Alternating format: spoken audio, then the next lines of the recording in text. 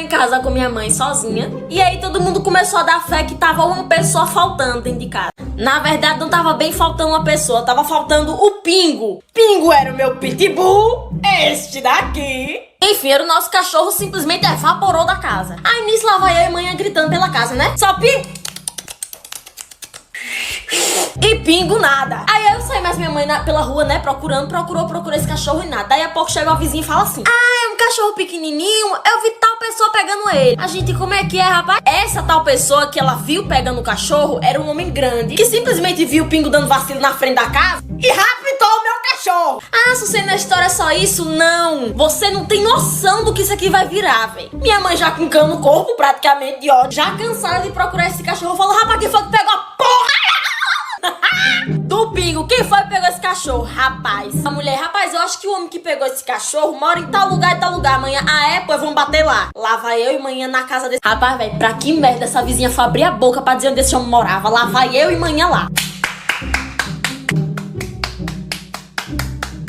Daí a pouco me sai um homem lá de dentro, um homem grandão, olha. Primeiramente que antes dele chegar, chegou o primeiro cheiro de maconha. Menino fedor de maconha cobrindo no centro. Eu digo: mãe, isso aqui não tá me cheirando bem. Ai, mãe, eu sei, isso é maconha. Só que aí, detalhe, na hora que esse homem abriu a porta e veio, eu olhei pra dentro da casa dele. E eu vi um negócio preto no chão, como se fosse um monte de ferro. E tinha outras pessoas dentro desse quarto. Eu falei: rapaz. Aí o homem chegou, né? Eu desviei o olhar, digo: não quero perder meus olhos aqui. Aí minha mãe, ao invés de tratar o homem com educação, ela já virada no saci como já tá, virou pra ele e já foi apontando o dedo na cara. E você pegou meu cachorro. E você deveria ter perguntado de quem era primeiro. E eu só com o olho desse tamanho: devolva meu cachorro, vai ser o sem velho. Rapaz, velho, meu Deus do céu, meu Deus do céu, meu Deus do céu, querendo controlar minha mãe, nada. Nessa brincadeira da minha mãe com o dedo na cara do homem, falando: me dê meu cachorro, me dê meu cachorro, o homem frio e calculista só recebendo o dedo aqui, ó, e calado. E eu: meu Deus, manhã, meu Deus, manhã. Minha mãe não queria mais saber de nada, ela só queria saber do cachorro. O cara friamente virou e perguntou: seu cachorro é desse jeito, manhã? É. Aí ele virou e falou assim: ó, fulano, pegue lá. Nisso, eu ainda com o olho dentro da porra daquele quarto. Eu olhando: que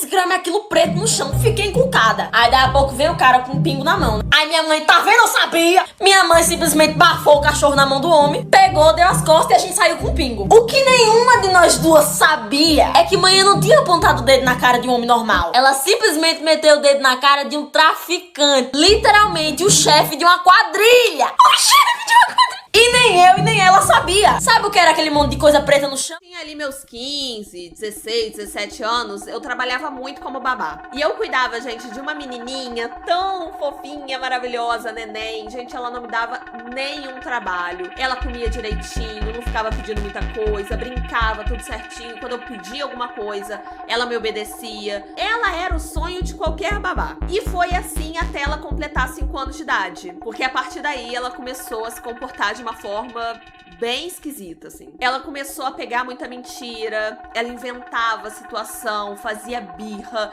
ela chegou a me bater, gente. Isso nunca tinha acontecido. Ou seja, ela virou outra criança, ela mudou completamente. Daí teve uma noite específica que a mãe dessa menininha me ligou, pedindo pra eu tomar conta dela. E assim, gente, eu fui, porque apesar dela ter mudado, eu pensei que a criança tava passando por uma fase mesmo. Criança tem aquela fase mais difícil, sabe? E eu já tava acostumada com ela, eu cuidava muito dela. A mãe dela já tava acostumada muito, assim, comigo, o jeito que eu cuidava da criança. Então eu fui. A noite começou muito bem, ela tava super normal. Até que por volta de 8 horas da noite, ela me falou que tava com sono. E aí eu levei ela pro quartinho dela, botei ela na caminha e tal. Daí chegou certo momento que me deu vontade de ir no banheiro.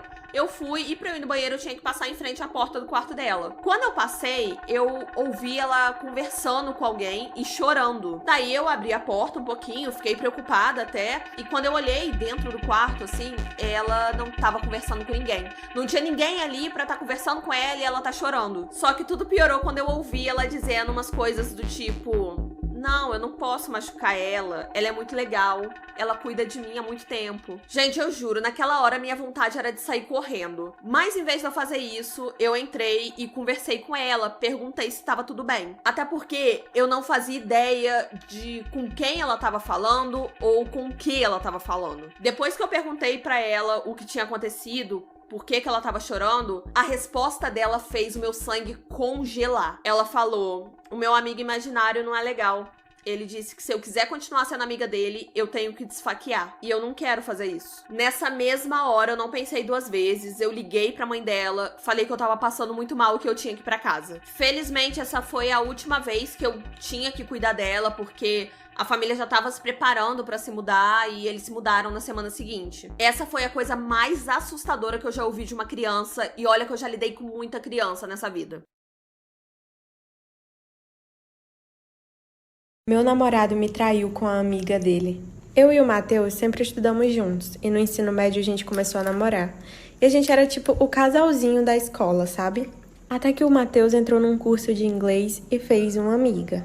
Até aí tudo bem, mas o Matheus começou a se afastar. Ela sempre estava na casa dele e ele me dava desculpa de que eles estavam fazendo o trabalho do curso. Ele deixava de estar comigo pra estar com ela e quase todos os dias eles postavam stories juntos em algum canto. Eu ficava com muita raiva, brigava com ele, mas com o tempo ele passou a me ignorar e ignorar até as brigas. Até que um dia eu terminei com ele de vez e ele simplesmente nem ligou. Sofri tanto, mas tanto, e em menos de 2 semanas ele postou comemorando 1 mês de namoro com ela. Ou seja, eles começaram a namorar antes da gente terminar. Hoje em dia eles são casados, mas ele vive correndo atrás de mim. Um fake quase destruiu a minha vida. Minha família sempre foi simples e eu comecei a namorar o Pedro, que era de família rica. Até que eu comecei a frequentar a casa dele e a mãe dele sempre me olhava dos pés à cabeça e tentava me ignorar. Como se já não bastasse essa situação com minha sogra, um fake começou a me atormentar todos os dias, dizendo que eu era muito feia pro meu namorado, que ele me traía, que merecia coisa muito melhor e mais coisas horríveis. Eu sempre bloqueava, mas no outro dia em que eu fui internada por tentativa de assassinato. E, gente, só lembrando, caso queira que eu conte a sua história aqui, é só me mandar lá no aplicativo vizinho. Enfim, voltando pra história.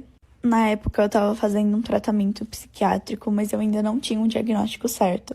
Então eu tomava 3 remédios. Mas depois de um tempo eu coloquei na minha cabeça que eu tava cansada de tomar os remédios.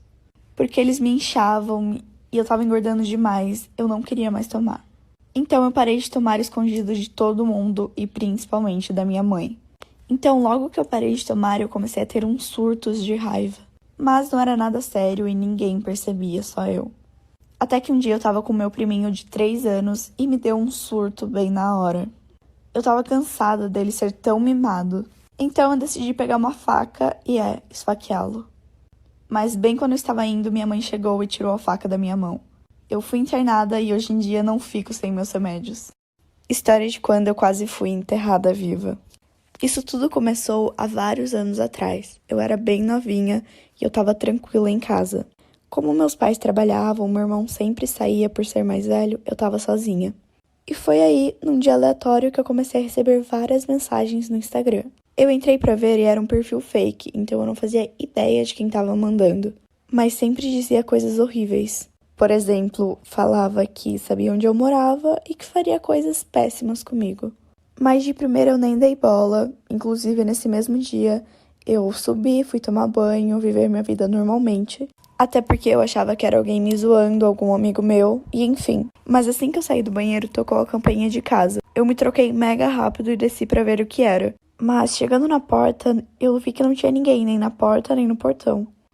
E depois de muito tempo, eu fui ver que a pessoa que tinha tocado a campainha tinha deixado uma carta. Já posso partir.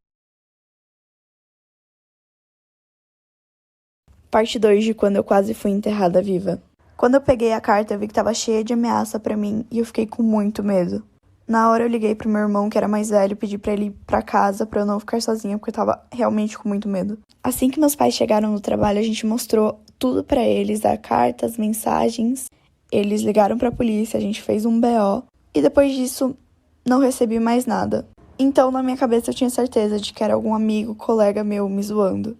Até que vários anos se passaram e em um dia aleatório eu fui pra casa da minha avó. Mas quando eu tava chegando lá, um cara simplesmente me pegou no colo, me amarrou, colocou um pano na minha boca e me jogou dentro do carro dele. E como eu tava tentando fugir, tentando gritar, ele me deu um soco tão forte que eu desmaiei. Quando eu acordei, eu não fazia ideia de onde eu tava. Eu só ouvia muito barulho de terra sendo jogada. E do nada, um barulho de um carro. E aí tudo ficou em silêncio. E depois de um tempo, a polícia conseguiu me achar. Eu não sei quanto tempo fiquei lá porque tava desmaiada. Essa é a história de quando a síndica do meu prédio inventou pra todo mundo que eu tinha a envenenado. E ainda me expulsou do prédio. Tudo isso aconteceu quando eu e minha irmã estavam